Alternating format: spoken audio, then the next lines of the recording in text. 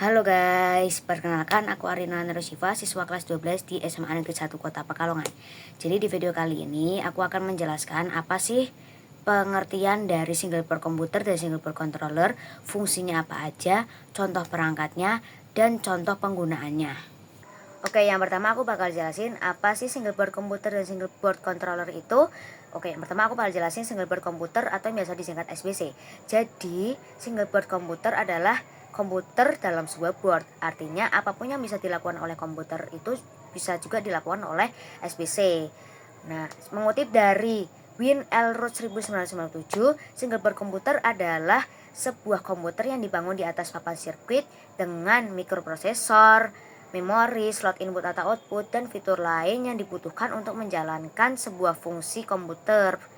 Atau penjelasan gampangnya itu, single board komputer adalah komputer mini yang dipadatkan dalam satu papan yang diisi dengan mikroprosesor, memori, slot input atau output, dan lain-lain. Jadi walaupun SBC ukurannya kecil, tapi SBC ini juga masih bisa untuk menjalankan sebuah fungsi komputer pada umumnya sesuai dengan kebutuhan masing-masing. Jadi selanjutnya aku akan jelasin apa sih single board controller itu. Jadi single board controller adalah sebuah papan sirkuit yang dirancang secara khusus untuk mengontrol perangkat atau sistem tertentu secara langsung menggunakan aplikasi industri dan otomisasi, yang dimana komponennya itu lebih kompleks dan lebih sederhana.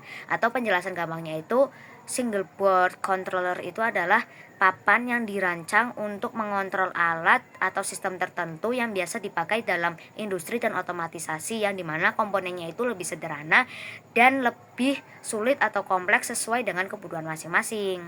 Nah, yang kedua itu aku akan jelasin fungsi dari single board komputer dan single board controller. Single board komputer memiliki fungsi yang cocok untuk berbagai kegiatan seperti server, multimedia player, akses point, komputer, dan VPN. Tapi SBC ini nggak bisa digunakan sebagai komputer desktop utama karena ukurannya yang kecil dan sulit untuk dikustomisasi. Nah, fungsi yang kedua itu bisa sebagai proyek prototipe yang dapat dioperasikan melalui sistem operasi Linux, alat pengembangan, atau sebagai pengendali komputer tertanam.